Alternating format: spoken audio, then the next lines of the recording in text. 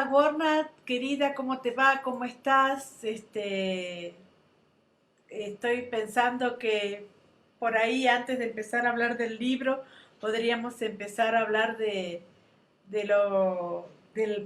coronavirus, ¿no? Que a tanto nos está molestando en esta época, ¿verdad?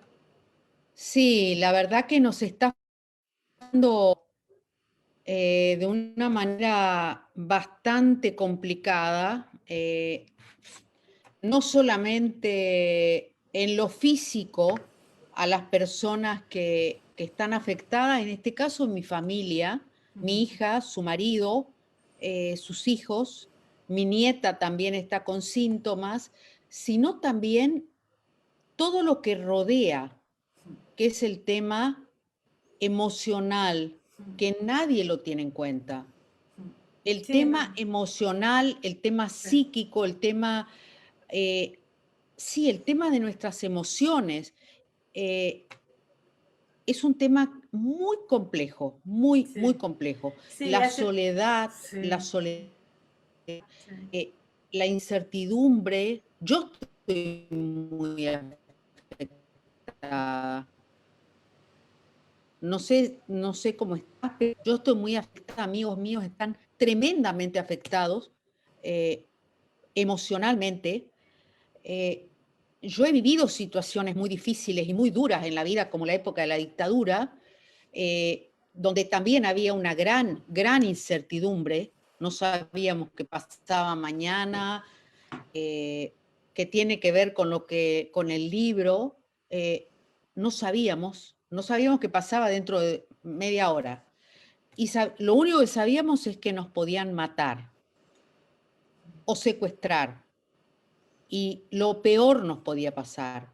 Y hoy más o menos pasa lo mismo, pero de cualquier manera son otros los miedos, son otros. Es decir, todo el mundo está así, ¿no? sí, sobre todo ahora que murió Mauro Viale de un día para el otro, eso revela el grado mortal que tiene este coronavirus. Y por otro lado, hoy veía cómo iba el coche funerario y que no iba ni su mujer ni su hija, no poder despedirse de una persona tan querida, para la familia sobre todo.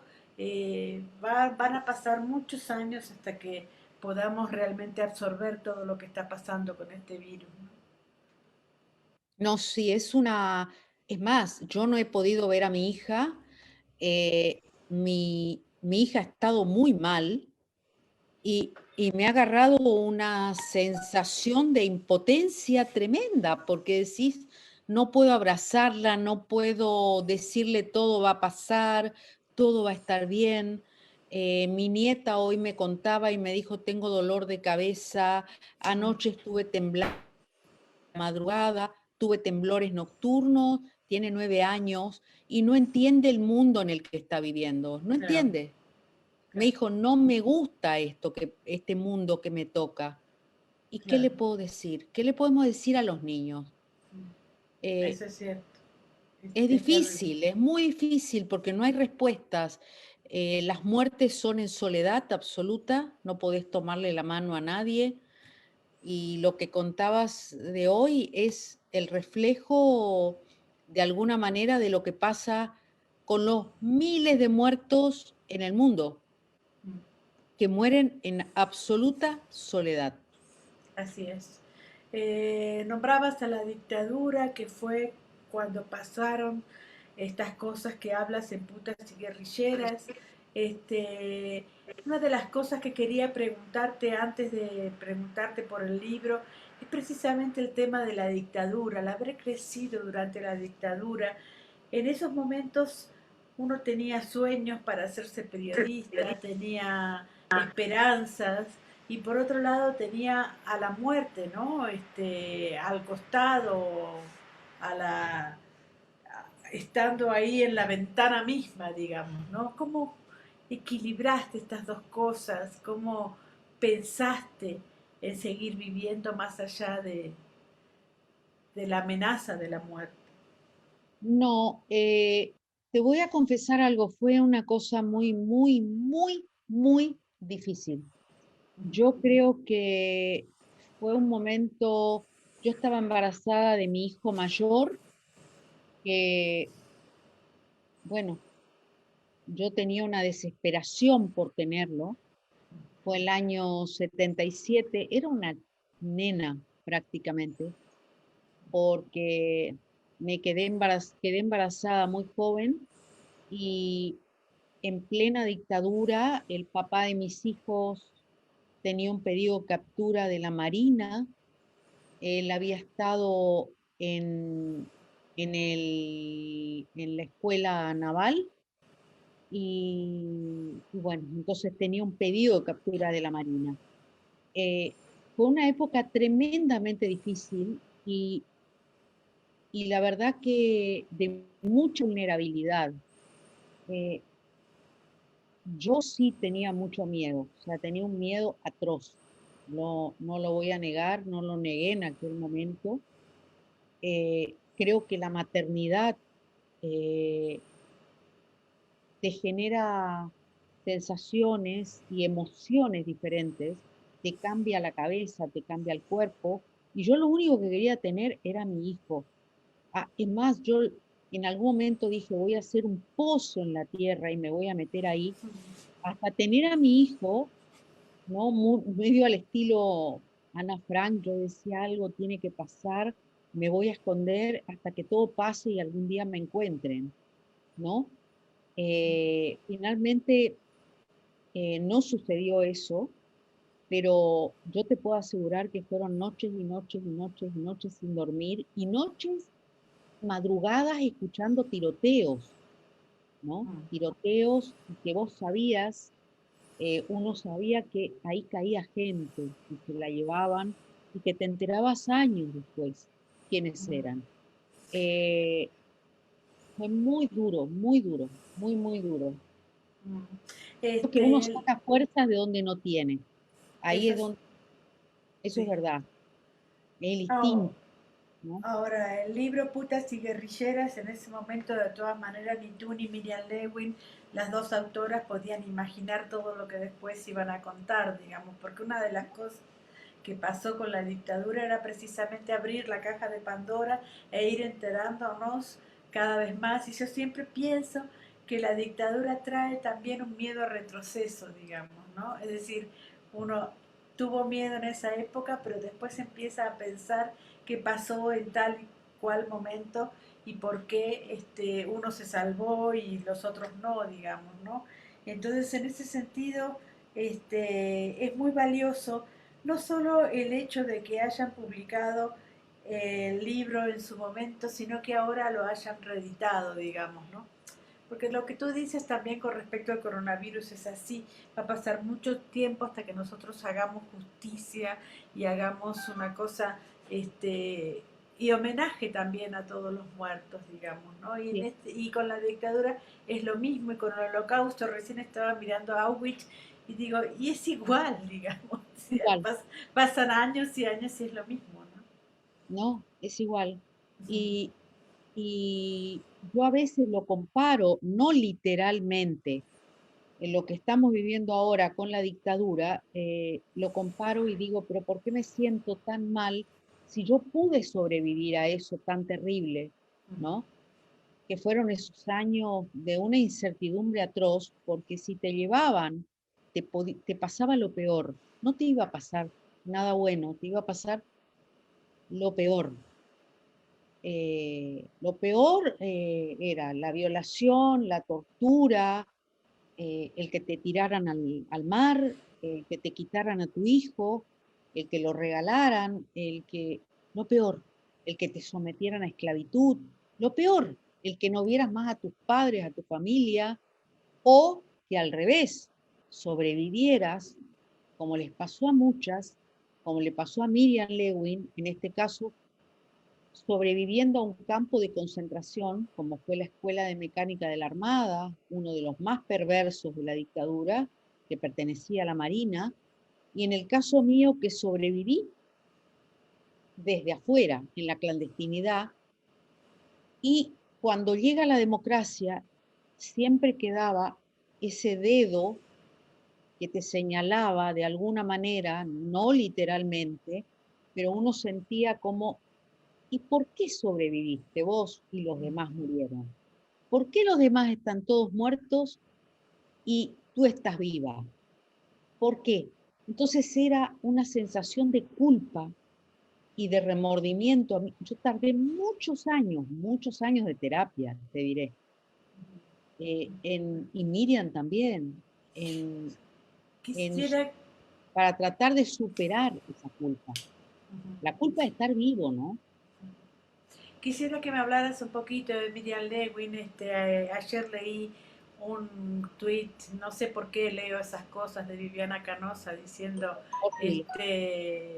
que ella mandaba a apresar montoneros. Y es una cosa, mientras estaba en la ESMA, y es esta cosa de la culpa, ¿no? Lo que hablábamos la otra vez cuando no nos podíamos escuchar muy bien, pero me quedó esa cosa de la culpa, ¿no? ¿Por qué yo sobreviví y los demás no, digamos?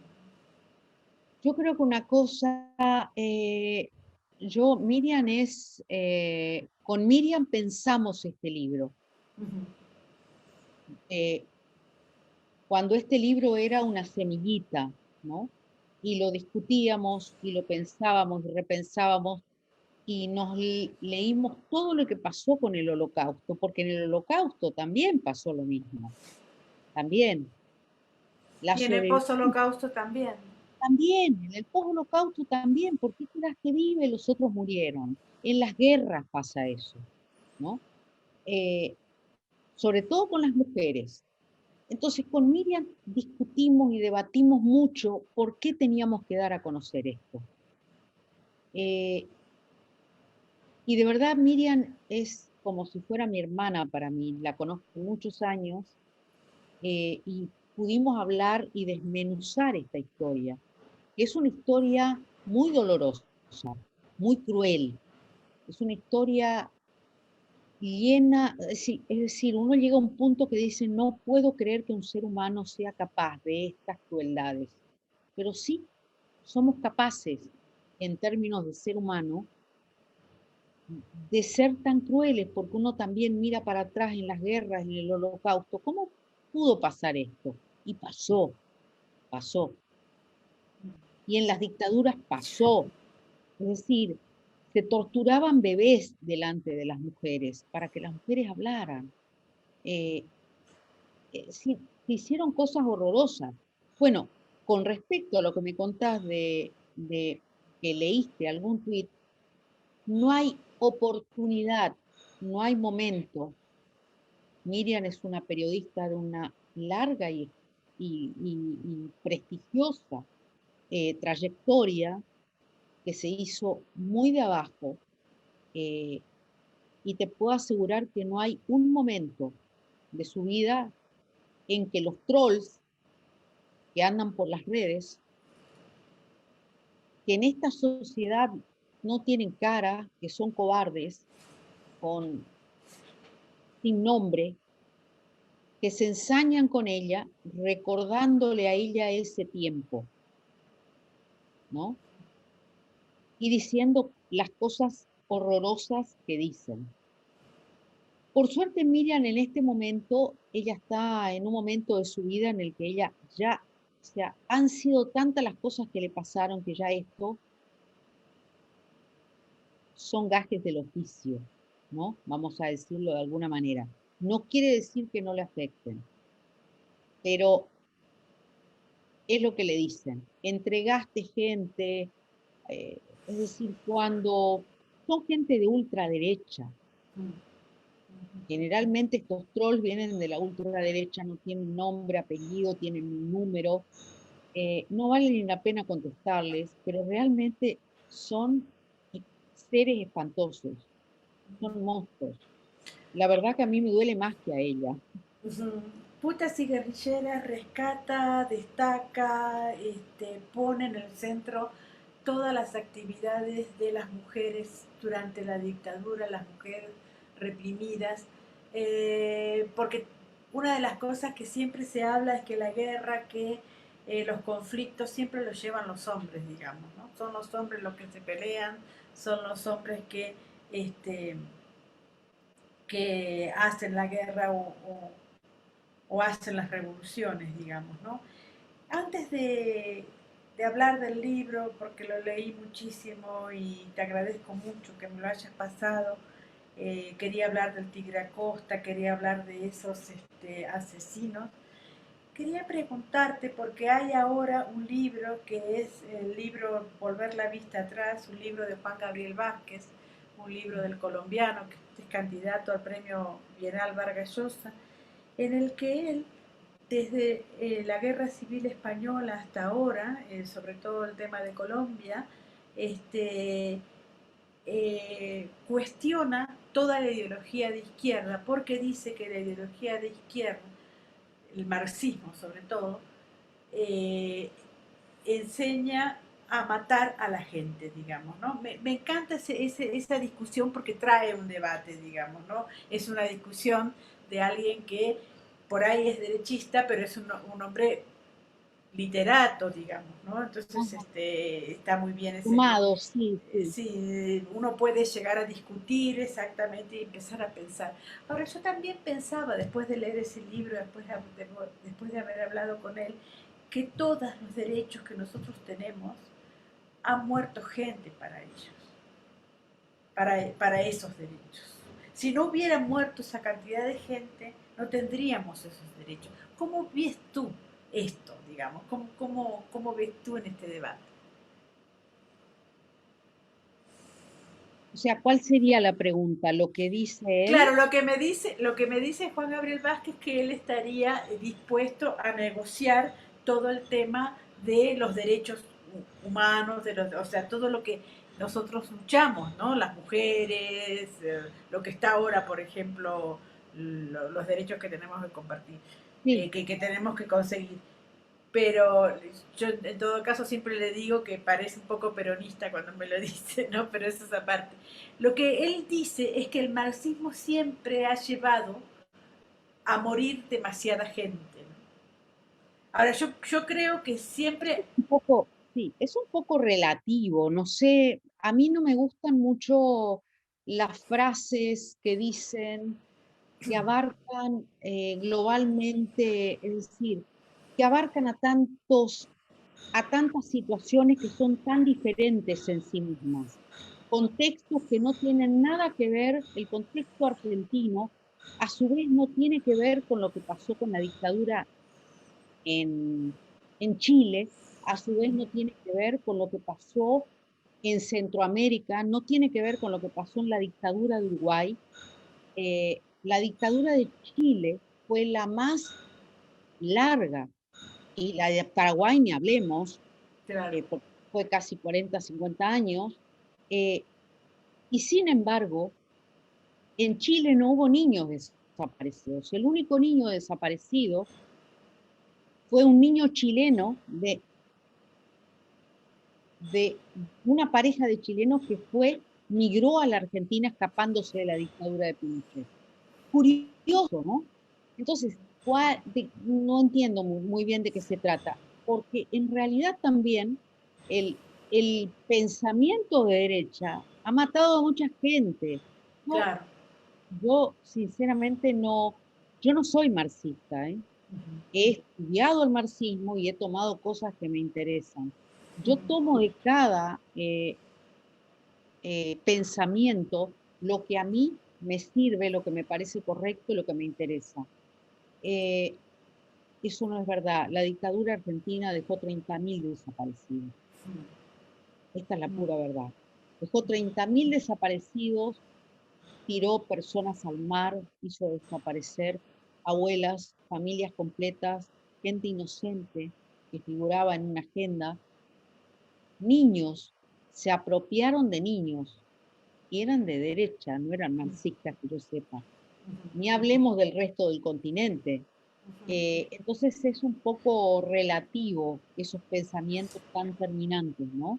Y es un poco reduccionista, tal como tú lo marcas, digamos, Y ¿no? porque cada país Exactamente, tiene su contexto, un exacto. país es diferente al otro, los contextos de tiempo también tienen mucho que ver, no es lo mismo hoy en los 70. Hay muchas cosas que han variado, ¿no? Que han cambiado y se han modificado. De Cuando tú cualquier dices, manera, y de cualquier manera yo sostengo que hoy, a tantos años de la década del 70, yo, si hay algo que me autocritico, y lo dije frente a mis hijos, me autocritico de haber creído que la violencia, y lo digo en el prólogo del libro, sí, lo dices. la violencia era el método para lograr una sociedad más justa. Yo me autocritico. ¿Por qué? Porque puse en riesgo la vida de mis hijos, que vivieron conmigo situaciones límites. Es un tema que quizás no sé si en el fondo no me lo perdono. Digo, ¿cómo pensé que eso podía ser así? Me autocritico y creo que la autocrítica siempre es buena, siempre, aunque te deje mal parado, aunque uno que, ¿no? Eso es cierto. Ahora, yendo al libro específicamente, tú hablas hablan ustedes de la tortura a las madres para que hablen, pero también para que entreguen sus bienes, también para las hipotecas, también para que entreguen sus fábricas, sus trabajos. Y por otro lado, pensaba yo, y es una pregunta que te quiero hacer, del holocausto acá, eh, entender a la víctima con una falta total y absoluta de dignidad, digamos. Darle, por ejemplo, pan comido por las ratas y un poco de mate cocido todos los días, es realmente el otro, no es solo mi enemigo, el otro es una basura humana, digamos, y es a eso a lo que querían hacer llegar. Sí, el otro, o sea, te reducían a ser la peor escoria, te reducían a ser una cucaracha, esa es la verdad. A eso te reducían dándote de comer o no dándote de comer, o, o dándote de comer.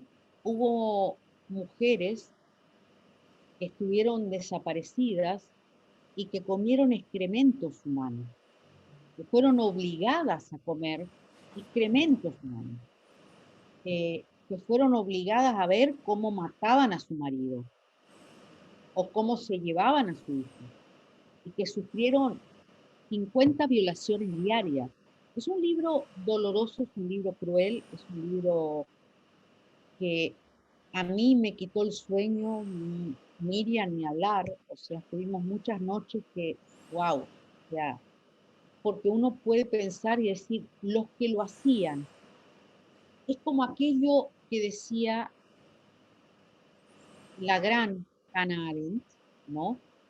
Cuando decía la banalidad del mal, ¿no? Cuando ella se refería a la banalidad del mal, era eso, porque los victimarios salían del campo de concentración, caminaban por la calle como un ser normal, entre comillas, iban a su casa, tenían hijos, mujeres, mujer, Iban eh, a la iglesia, ¿no? Iban a la misa. iban a la iglesia, eh,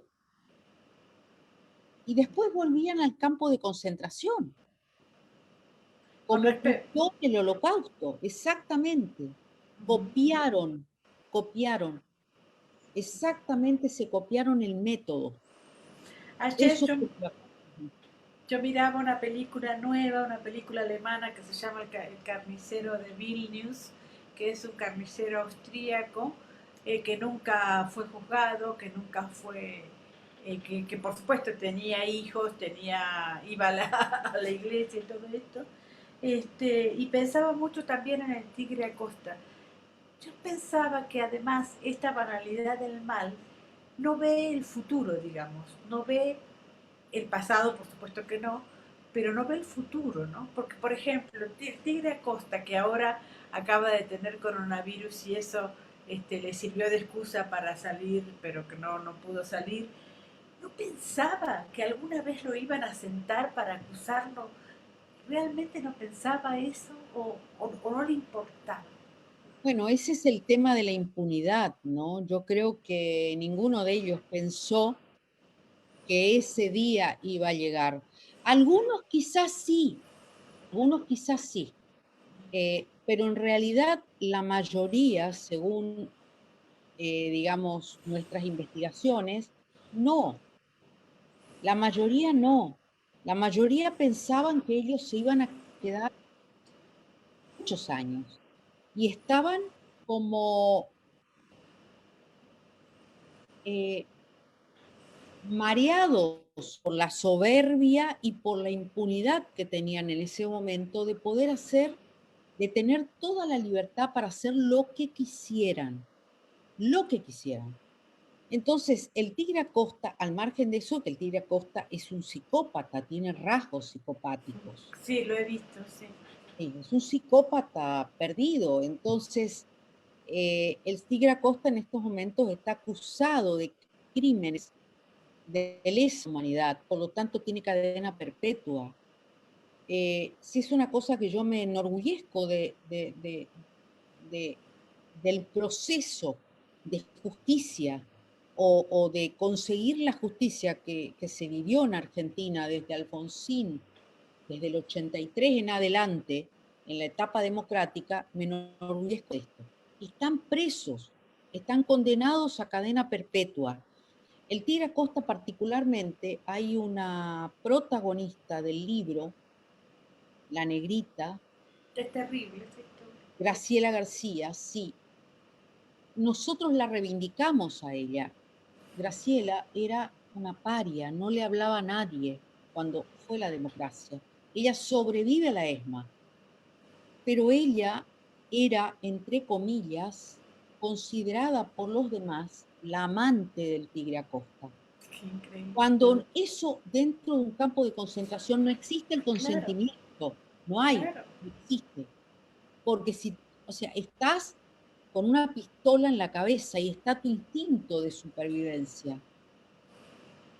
Eh, y hay varios casos.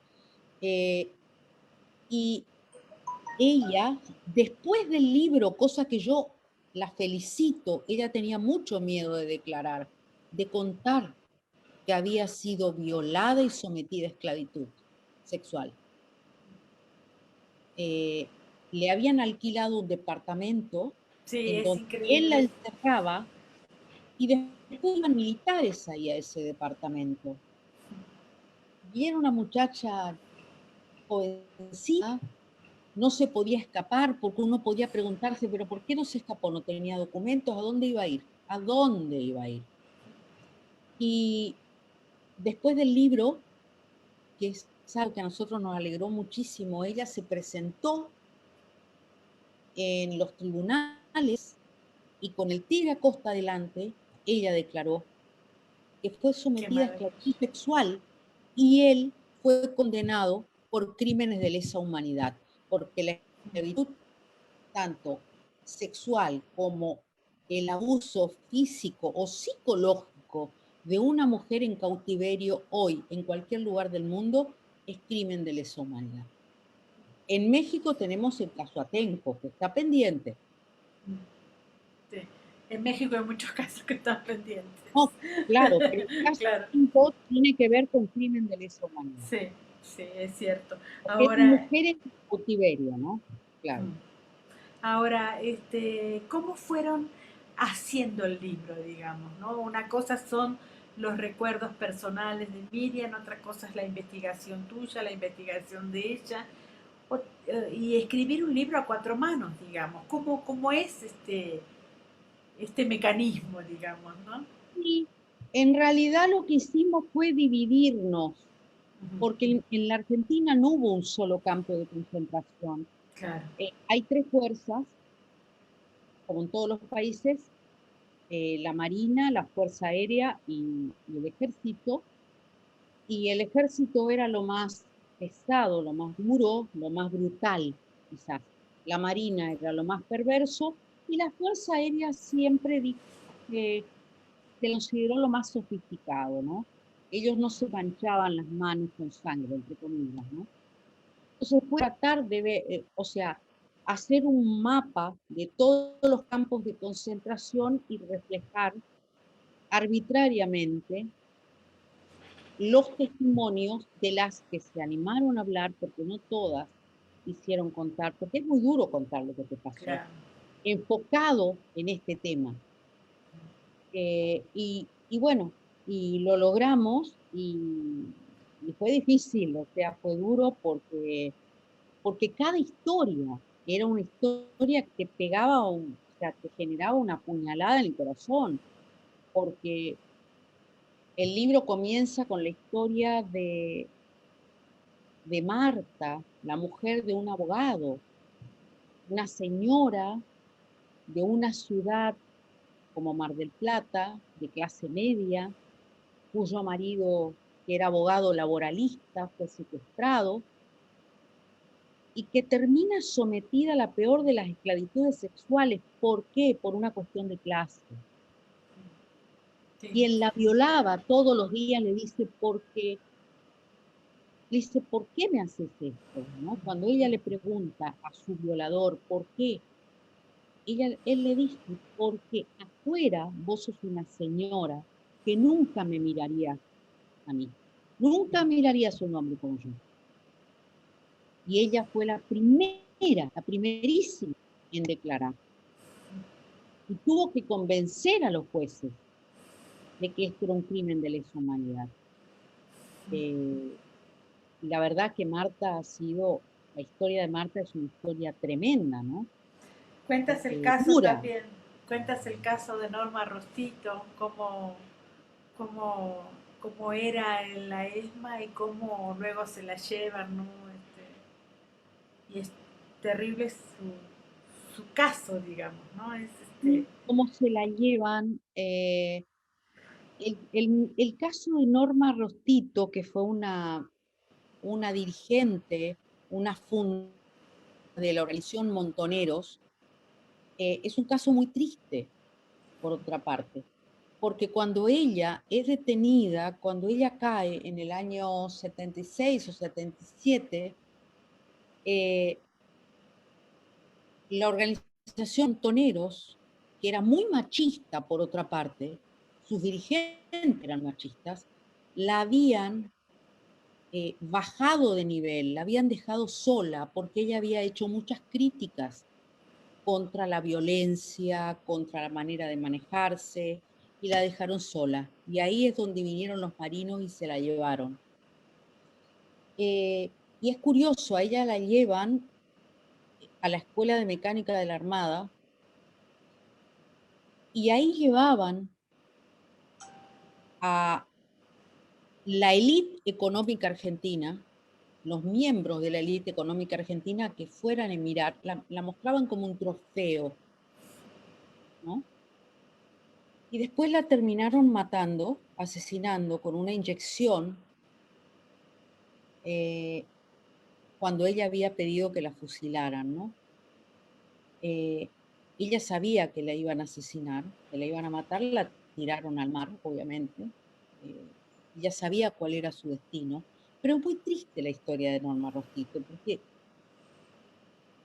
eh, de alguna manera, eh, es decir, Montonero la deja sola por críticas. Era la única mujer. La abandona a su suerte y termina cayendo en manos de la Marina. Y el Tigre Acosta, quien mencionaste hace un ratito, eh, es quien traiciona a sus jefes, que no quería que la mataran porque ella había pedido que la fusilaran. Se la lleva un día y le mete una inyección y la tiran al mar, ¿no? Su agonía fue muy triste. Toda esa etapa es muy dolorosa, ¿no? La verdad que fue compleja. Contar la Norma, historia de ella fue compleja, sí. Olga, y pasados esos años y ahora vuelven a reeditar este libro? ¿Qué cosas pasaron? ¿Por qué la reedición? Bueno, está el prólogo de Rita Segato que es maravilloso. ¿Cómo ven ese libro ahora?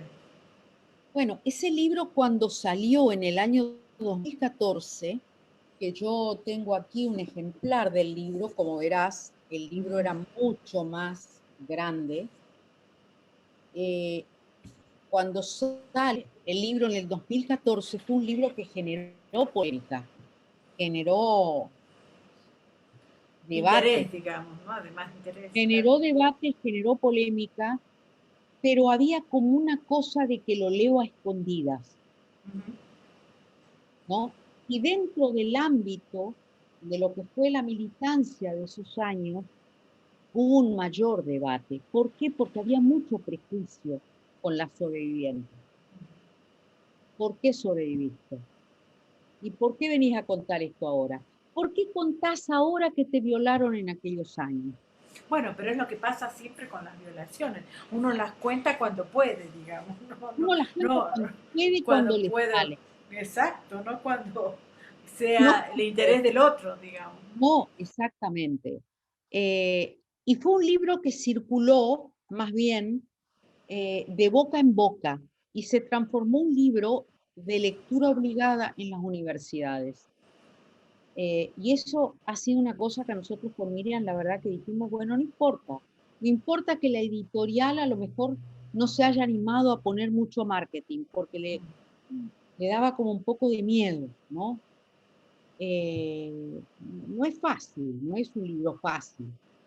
Gioconda Belli, que fue la que leyó el libro y puso una frase, se quedó espantada con el libro, ¿no? Quedé espantada y dije, yo no pude dormir en toda la noche. No puedo creerlo. Me acuerdo que me escribió un mail, yo le pedí que nos mandara una frase, le mandé el libro, y me dijo, no puedo creer esto, no me entra en la cabeza, ¿no? Después lo leyó más tranquila, lo pudo digerir, pero es un libro duro, es un libro Sí, duro, muy duro. pero es un libro necesario. Entonces, cuando llega, pasan los años, y cuando comienzan las movilizaciones de las chicas o de las morras, como decimos en Argentina, de las chicas, por el Ni Una Menos, que comienza la gran ola de movilizaciones de reclamos por el Ni Una Menos, después por el aborto, la despenalización del aborto. eh, con Miriam pensamos y le digo, Miriam, este libro hay que reeditarlo. Hablamos con la editorial estuvo de acuerdo, hablamos con Rita Segato, con quien tenemos un contacto muy estrecho, y Rita dijo, por supuesto, y así sale el libro. Y esta vez sí, el libro explotó. El libro salió en marzo, cuando empezaba la pandemia, una semana antes de que se cerrara todo. Estaba planificada una gran presentación, y bueno, no se pudo hacer porque ya se cerró todo, pero la verdad que es un libro que las chicas jóvenes, las nuevas generaciones lo entendieron perfectamente. No hubo, Exacto, ese es el tema, porque no exacto. hubo ninguna duda, ningún prejuicio, lo entendieron perfectamente. Esa es, Entendieron lo que vivimos las mujeres de esa época. Esa es una de las cosas que te quería decir, que este libro, más allá de ustedes, se convierte en clásico, porque cuando uno quiera ir a ver exactamente el trato a las mujeres, cómo fue el tema de la dictadura, va a ir a ese libro, digamos, y a tantos otros, pero este libro tiene como una virtud de clásico, digamos, ¿no? Probablemente cuando ustedes lo escribieron ni No, pensaban eso, digamos, ¿no? no. Pero Nosotros es una maravilla. queríamos generar un debate con un tema que era tabú. Nadie hablaba de lo que había pasado con las mujeres adentro de los campos de concentración. El consentimiento, no consentimiento, se hablaban de relaciones amorosas cuando no lo eran. Es decir, se señalaba con el dedo, había mucho prejuicio y mucho tabú. Y dijimos, vamos a romper con este tabú en nuestro pensamiento, ¿no? Con Miriam pensamos romper con eso y decir, vamos a colocar las cosas como son. Y bueno, Ahora, con tu trabajo, que vamos en los últimos minutos, que quedan poco, vamos a hablar de tus otros trabajos. Con respecto a México, a mí me da la sensación de que Putas y Guerrilleras debería estar en México. Y debería incluso leerse en las universidades y leerse en las escuelas. ¿Hay alguna planificación para eso? sí, hay alguna idea para eso, hay alguna idea. Digamos, yo tengo la idea, y Miriam también, de llevarlo a México, con un prólogo que tome los casos de México, con un prólogo para México, ¿no? Claro, Escrito oh, para México que lo encuadre al libro. sería, sería genial. Y bueno, ya estamos llegando al final y preguntarte, bueno, tú escribiste muchísimos libros, escribiste un libro sobre la iglesia para ver el tema de la iglesia en Argentina, escribiste un libro sobre Menem, escribiste un libro sobre Cristina. ¿Cuándo fue que empezaste a pensar en México, digamos, a hacer tu labor periodística, acrecentarla, y eres una persona muy importante para este país porque has escrito Felipe el Oscuro, has escrito Los delitos de Marta Sagún, has estado amenazada también aquí, digamos, en eso no hay impunidad, bueno, hay impunidad y hay coincidencia. ¿Cómo fue tu amor por México y No, darte a México? mira, casi sin querer, hay mucho mito alrededor de eso. Hay quienes piensan que me tuve que ir huyendo de la Argentina porque me perseguían los militares, no sé, hay mucho mito. No, yo simplemente me fui de la Argentina porque me casé en el año 2001. 2001 me casé con un gringo, hijo de mexicanos, que en ese momento era corresponsal de Newsweek, y nos fuimos a vivir a Estados Unidos y después a México. Y yo llego a México, que yo ya había cubierto la llegada de Fox al poder, entonces ya tenía un conocimiento de México y, y tenía muchos amigos aparte, y, y nos instalamos en México. Y ahí aparece Marta Sagún como una figura que estaba en boca de todo el mundo, y entonces me contacta la editorial Grijalbo, en ese entonces Grijalbo, hoy creo que sigue siendo Grijalbo, y me piden una biografía de ella. Yo ya venía con mis Con hablar otros de libros, Cristina, hablar de bueno, Menem, yo claro, venía con mis otros libros, claro. y entonces dije, bueno, perfecto, me encanta la historia, ¿no? Y me aboqué a investigar sobre Marta Sagún, ¿no? Me acuerdo que me traje todos mis libros, hablé con el equipo de prensa de Marta Sagún. Yo pensé que la cosa iba a ser muchísimo más complicada de acceder a ella. Le mandé mis libros, se reunieron conmigo, comencé las entrevistas. Claro, lo que pasa es que ella en su imaginación pensaba que el libro iba a ser un libro a modo, ¿no? Sí, Amable un para él. libro en el que hablara de sus trajecitos Chanel, digamos. Claro, en realidad cuando los libros que yo le mandé, en realidad ella nunca ni siquiera los miró, porque cuando yo le mando los libros para que viera mis trabajos, yo dije, acá me va a decir que no. Claro, Yo tomé el inmediatamente. libro, ni siquiera los miró, no los miró, porque si hubiera mirado los libros se hubiera dado cuenta que yo no era una periodista eh, que no tenía pensamiento propio, ¿no? Claro. Ahora, cuando Y empiezas un así libro así, yo me necesitas. enamoré de México, yo me enamoré de México, o sea, Claro.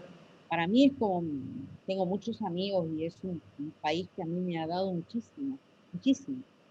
Cuando tú haces un libro como el de Marta Sagún, necesitas una entrevista de ella, digamos, ¿no? Ahora, si ella no te la quiere dar, tú sigues y tú sigues Por igual supuesto, haciendo la conferencia. no, claro, yo le dije, me acuerdo que le dije al equipo de prensa que, que en ese entonces se reunieron conmigo varias veces. Yo les dije, esto va a ser con ella o sin ella. Este libro va a ser con Marta o sin. Con ella, mejor, porque yo quiero que ella tenga la oportunidad de dar su opinión y de hablar y de dar su testimonio. En ese entonces ella estaba en boca de todo el mundo, adentro y afuera de México. Ahora sale la reedición del libro. El 22 de abril sale la reedición actualizada de la jefa. Eh, y ellos me dijeron, bueno, le vamos a plantear eso. Y yo digo, con ella o sin ella el libro va a seguir. No importa si ella no habla, hay otros que van a hablar, pero sería bueno que hablara, porque, porque entonces si no nos quedamos con la otra, las otras versiones. Y recuerdo que después, pasados los años, eh, estas personas del equipo de Marta me dijeron que en realidad a ella se le iluminó la cabeza y dijo, esta es mi oportunidad. A través de este libro yo puedo trascender y puedo llegar a la presidencia, puedo hacer mi campaña. ¿Sí? Este, son anécdotas aledañas. Te voy a hacer una pregunta de un oyente que dice, Alexander Rocha, gracias por vuestro diálogo, es muy valioso. Estimada Olga Warnat, escucharte en primera persona luego de haber leído el libro tuyo y de tu amiga y compañera Miriam Levin. Aunque parezca que no tiene que ver con el tema del libro, ahora mismo viendo la serie de Netflix La Serpiente, vuelvo a experimentar la misma angustia y asfixias de la lectura cuando un psicópata integrado tortura psicológicamente personas y luego pasa a matarlas. Respecto de esto llamado virus, les comparto este link donde en varios videos se precisa este duelo continuado de, como le dice Aluch, sucede en tiempos de la muerte seca. Y una pregunta. En tus entrevistas con las mujeres en México para el libro de Felipe el Oscuro, ¿reconociste que estaban ellas frente a los mismos perfiles de perpetradores o qué diferencias con los de Argentina dada la idiosincrasia, dadas las décadas de aparente indiferencia? Sí, yo encontré mucha similitud eh, y es una cosa que lo dije siempre, qué sensación yo tuve durante esa guerra en México, cuando fui a Chihuahua, cuando fui a Durango, cuando recorrí todo lo que fue el corredor norte de México, que estaba muy castigado por la guerra, con las mujeres buscando a sus hijos, a sus maridos, eh, fue atroz. Y realmente yo ahí dije, esto es como la dictadura argentina. O sea, había muchos desaparecidos, nadie daba una respuesta, estaban los militares en el medio, estaba el narco, o sea, era una locura. Y entonces yo dije, esto es lo mismo, es lo mismo, es lo mismo que pasó en la dictadura, o muy parecido, muy parecido. Yo me sentí con ese mismo temor, esa misma angustia, esa misma sensación de ahogo frente a lo que pudiera venir dentro de 5 minutos, ¿no? O sea, estaba todo el mundo con mucho miedo, mucho miedo. Salir de la Ciudad de México era otra historia. Una pregunta de Helion Scatten dice, teniendo como antecedente tanto los crímenes del ejército mexicano durante el sexenio calderonista y sabiendo acerca de toda la sistematización de la tortura y de la represión dentro del aparato militar argentino, ¿cuál es tu opinión acerca de estos cuerpos armados? Es muy interesante la pregunta. Sí, es muy interesante. Yo creo que en el caso de México, eh, yo no sé hasta qué punto, yo he visto muchos casos de eh, abusos psicológicos y físicos hacia personas vulnerables, campesinas, indígenas, por parte de soldados mexicanos. Eh, Algunas lo denunciaron, otras no denunciaron. eh, y llegaron hasta la Corte Interamericana de Derechos Humanos. Yo creo que lo que hace falta, no sé cuándo llegará eso, una democratización tanto del ejército como de las policías, municipales, federales, porque el paso de Genaro García Luna ha dejado su huella muy profunda dentro de la Policía Federal Mexicana. Eso sigue estando. La tortura, la impunidad, el robo, el crimen, eh, eso no puede seguir. La policía tiene que estar al servicio del ciudadano, tiene que proteger a los ciudadanos. Es mi opinión, tal vez suena muy ingenuo, porque también en mi país pasa lo mismo. También acá en la Argentina pasa lo mismo. Es el drama de las policías. El ejército no, ¿ves? Las Fuerzas Armadas no, porque fueron casi diezmadas, o sea, se fueron como desintegrando.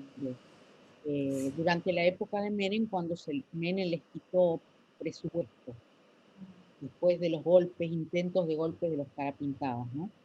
Eh, Tampoco es bueno que un país no tenga fuerzas armadas, tiene que tenerlo, pero tiene que ser fuerzas armadas que se dediquen a lo suyo, no a secuestrar gente, ni a violar mujeres, ni a cometer abusos contra los ciudadanos, al revés.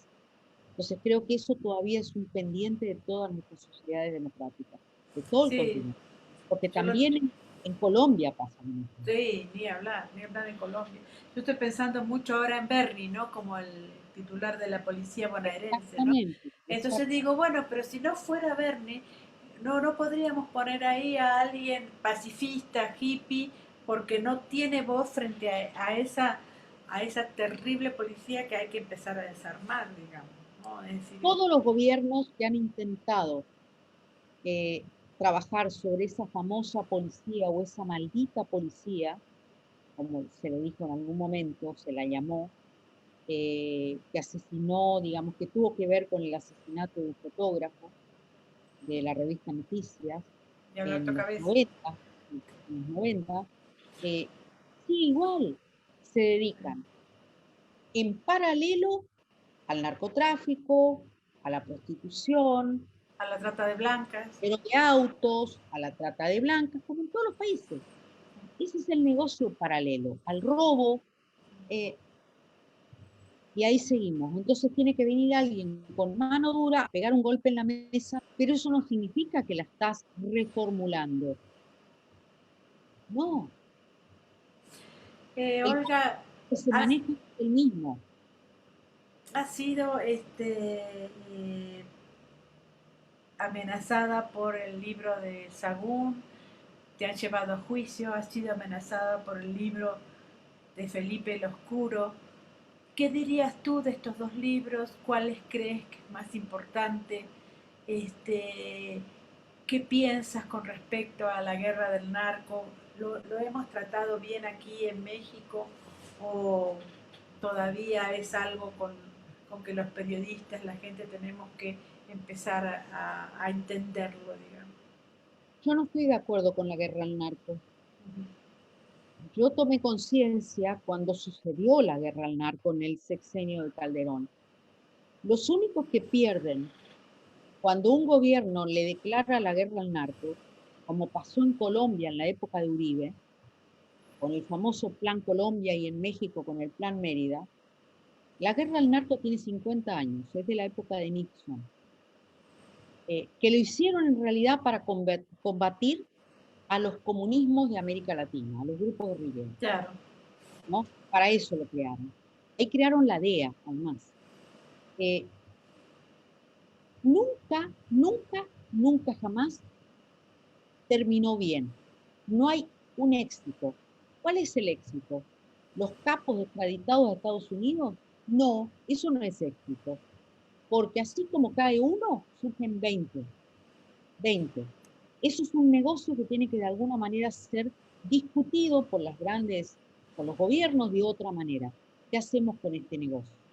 Así como se está legalizando en muchos países lo de la marihuana, el cultivo y la comercialización de la marihuana, también se tiene que discutir el resto, porque ha costado la vida de miles de inocentes, pobres además, porque no son los ricos. Las élites también están metidas. Hay muchas familias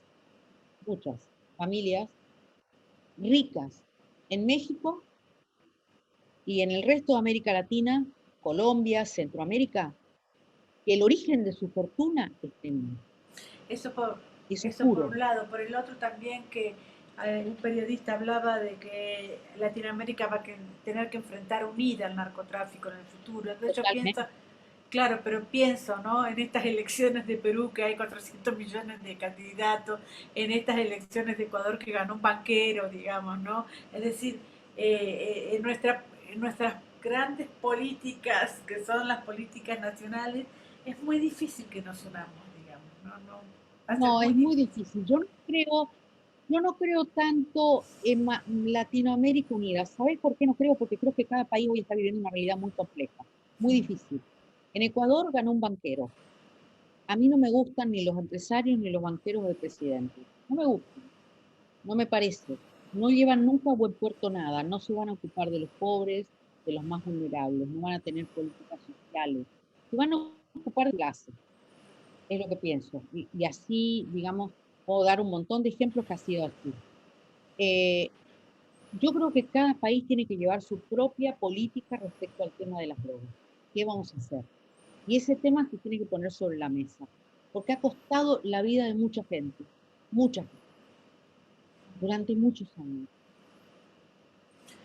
Van las últimas dos preguntas y te agradezco muchísimo, muchísimo tu tiempo.